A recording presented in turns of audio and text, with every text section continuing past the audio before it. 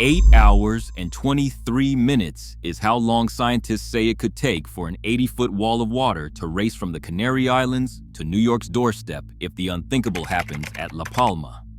This is not armchair speculation. It is peer-reviewed modeling that exposes a vulnerability beneath Manhattan's glittering skyline. Could the next great Atlantic disaster already be building in silence?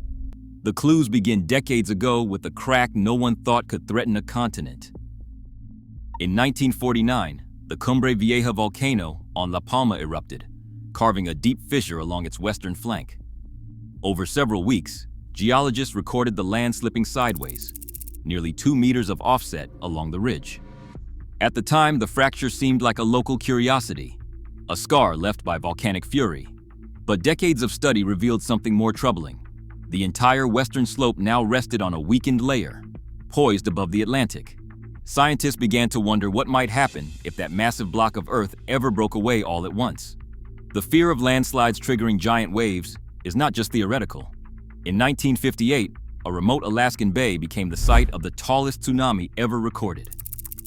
An earthquake of magnitude 7.8 shook loose a mountainside above Lituya Bay, sending 30 million cubic meters of rock crashing into the water.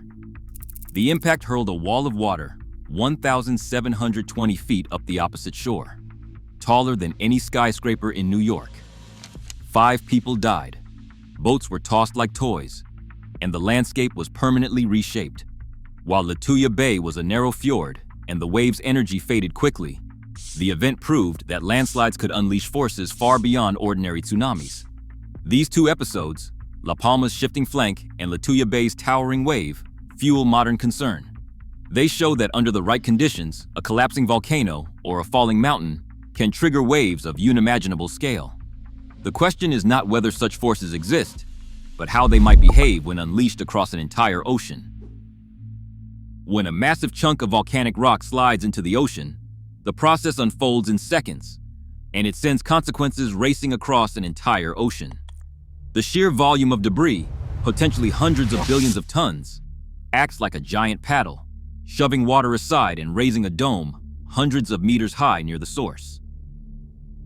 In the case of Cumbre Vieja, models test collapse volumes from 20 to 500 cubic kilometers, with most energy injected into the sea in the first 2 to 3 minutes.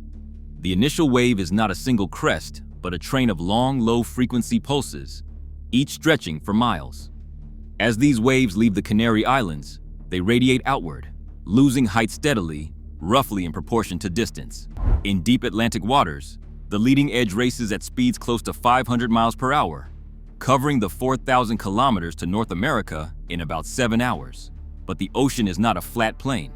Submarine ridges, basins, and the broad continental shelf off the US coast reshape and focus the waves. As the front approaches shallower water, its speed drops sharply and wave height grows, an effect called shoaling. Corridors like the Hudson Canyon can channel energy toward specific stretches of coastline, causing local amplification, though most models find these effects limited to a 2- or 3-fold increase at most. The final wave height at the US coast depends not just on the initial collapse, but on how the energy decays, refracts, and concentrates along the way.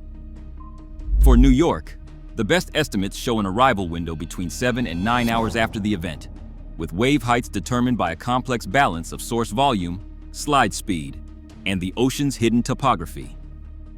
During the 2021 eruption of Cumbre Vieja, scientists deployed a network of ground-based and satellite instruments to track every subtle movement of the volcano's western flank. GNSS stations, managed by Spain's National Geological Agency, recorded the position of key points on the unstable slope down to the millimeter. Over the 3-month eruption, the most exposed station, LPAL, near Llanos del Jable, measured 2.8 centimeters of westward motion with a monthly rate under 1 centimeter.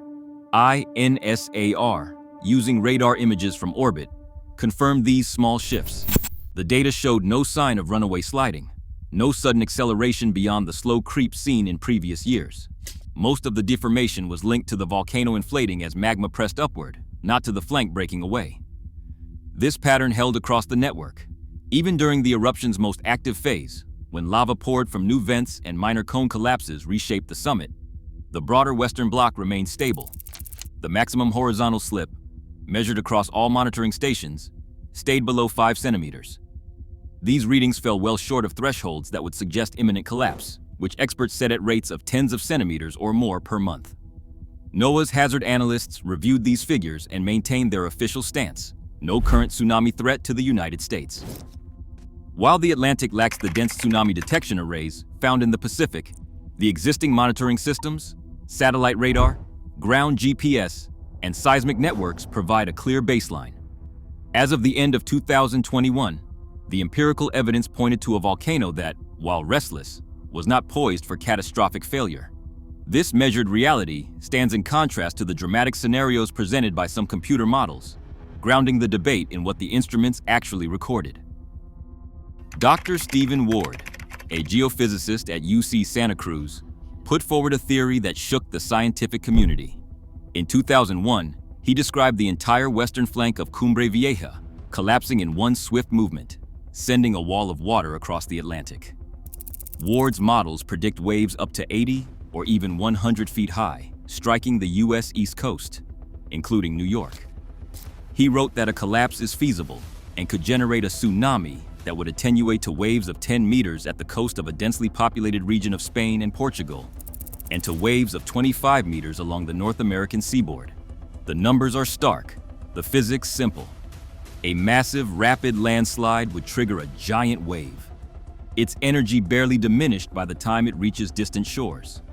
But Dr. George Pararas Karayanis, founder of the Tsunami Society, calls that vision unrealistic. He argues that the likelihood of a catastrophic collapse of the Cumbre Vieja volcano generating a transatlantic tsunami is very small. Geological records show past landslides happened in stages, not as single blocks. He says a more realistic scenario involves gradual slumping over time, not a sudden giant block failure. The National Oceanic and Atmospheric Administration, NOAA, backs this skepticism. Their models, built on real-time seismic and GPS data, suggest the probability of a mega tsunami hitting the U.S. East Coast is extremely low, and current monitoring would likely provide hours of warning.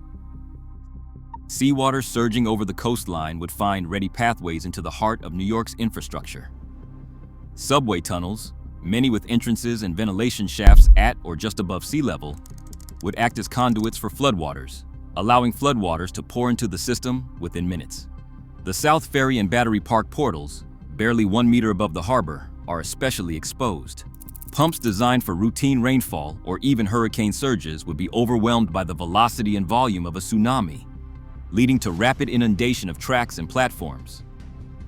At JFK and LaGuardia airports, runways rise only a few meters above the tidal mark. A wave overtopping the perimeter would scatter debris across tarmac and terminals, cutting off air travel and emergency response. Hospitals and power substations near the waterfront, often with critical equipment in basements or at street level, face the risk of sudden power failure and isolation. In a matter of hours, the city's vital systems could be crippled, leaving millions without transit, electricity, or safe refuge. 8 million people live within the city's reach, their daily lives bound together by streets, subways, and waterfront neighborhoods that all sit within the possible impact zone. For a mother in Red Hook, the threat is not abstract. She remembers watching floodwaters rise during Hurricane Sandy, and she wonders how anyone could escape a wall of water with only hours' notice. Emergency planners have modeled evacuation routes, but the numbers are daunting. Moving 8 million people would require at least a full day, yet the warning for a tsunami from the mid-Atlantic might be just 8 hours. The financial stakes are just as staggering. Manhattan's dense cluster of banks, data centers, and trading floors anchors a global market. If floodwaters breach Lower Manhattan, the cost could top $2 trillion, losses rippling through everything from insurance to international trade. In New York, the threat is not just to lives, but to the economic engine of the world. Today, over 50 million Americans live within the Atlantic tsunami risk zone, while urban growth and climate change accelerate coastal vulnerability. Science may debate probabilities, But preparedness cannot wait for certainty. Nature will not negotiate with our timelines. Only our readiness shapes who survives. Stay informed and stay vigilant.